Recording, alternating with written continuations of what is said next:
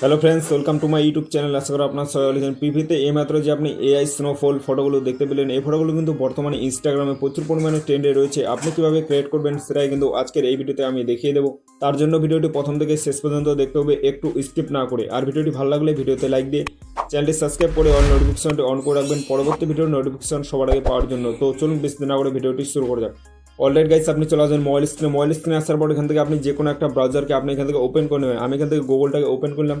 গুগলটাকে open করে নেওয়ার পর উপরে সার্চ বলে একটা অপশন আছে, এখান থেকে আপনি সার্চ করেন গুগল জিমিনি লিখে দেওয়ার পর আপনি সার্চ করে দেওয়ার পর উপরে যে অফিসিয়াল ওয়েবসাইটে আছে গুগল জিমিনি, এটার মধ্যে আপনি ক্লিক করেন। এটার মধ্যে ক্লিক করে দেওয়ার এই ধরনের ইন্টারফেস হবে। সবার প্রথমে আপনি এখান থেকে যে কোনো জিমেল দিয়ে আপনি এখান থেকে সাইন ইন করবেন। সাইন ইন করা হয়ে গেলে নিচে আপনি দেখবেন প্লাস আইকন আছে, প্লাস আইকনের মধ্যে আপনি ক্লিক করেন। প্লাস আইকনের মধ্যে ক্লিক করে দেওয়ার পর এখান থেকে আপনার কাছে চারটা অপশন ওপেন হয়ে যাবে। একটা ক্যামেরা, গ্যালারি, ফাইল, ডিভাইস। এখান থেকে আপনি গ্যালারিটাকে সিলেক্ট করবেন। গ্যালারিটাকে সিলেক্ট করে নেবো। আপনার ফোনে যতগুলো ফটো আছে সবগুলো এখান থেকে শো হবে। এখান থেকে আপনি আপনার পছন্দের একটা ফটোকে সিলেক্ট করে নেবেন। আমি এখান থেকে এই ফটোটাকে সিলেক্ট করে নিলাম। ফটোকে সিলেক্ট করে নেওয়ার নিচে ডান বলে একটা অপশন আছে, ডানের মধ্যে আপনি ক্লিক করেন। ডানের মধ্যে ক্লিক করে দেওয়ার পর এখান থেকে আপনি দেখতেন আস্ক জিমিনি, এখান থেকে আপনি ফন্টকে পেস্ট করে দেবেন। আমার এই ভিডিওর ডিসক্রিপশন বক্সে 4 থেকে 5টা আপনি ফন্টের লিঙ্ক পেয়ে যাবেন। ওখান থেকে আপনি ফন্টগুলোকে কপি করে নেবেন। কপি করে নেওয়ার পর এখান থেকে আপনি পেস্ট করে দেবেন। পেস্ট করে দেওয়ার পর নিচে আপনি দেখতেন এরো বলে একটা অপশন আছে, এরো অপশনের মধ্যে আপনি ক্লিক করেন।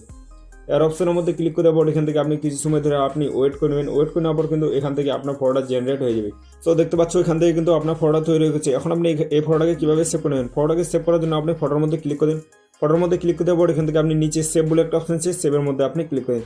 সেভের মধ্যে ক্লিক করে দেওয়ার পর দেখতে পাচ্ছ এখান থেকে কিন্তু আপনার ফটোটা সেভ হয়ে গেছে। আবারও আমি তোমাদেরকে আরেকটা ফটো জেনারেট করে দেখিয়ে দিচ্ছি। তো দেখতে পাচ্ছ নিচে আবার প্লাস আইকন আছে, প্লাস আইকনের মধ্যে আপনি ক্লিক করবেন। প্লাস আইকনের মধ্যে ক্লিক করে দেওয়ার গ্যালারি, এটাকে আপনি সিলেক্ট করেন।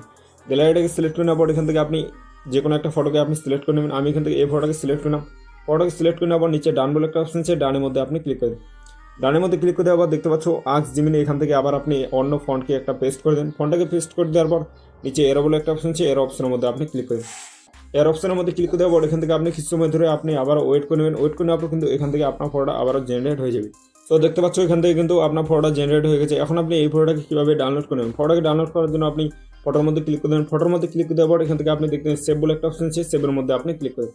সেভের মধ্যে ক্লিক করে দেওয়ার পর এখান থেকে কিন্তু আপনার ফটোটা জেনারেট হয়ে যাবে। এরকম করে কিন্তু আপনি এই ফটোগুলোকে তৈরি করতে পারবেন। সো ফ্রেন্ডস, এই ছিল আজকের ভিডিওটা দেখে যদি একটু ভালো লাগে তাহলে ভিডিওতে লাইক দিয়ে চ্যানেলটি সাবস্ক্রাইব করে দেখা হচ্ছে নেক্সট কোন ধামাকাদার ভিডিওতে। ততক্ষণ ভালো থাকবেন। Thank you.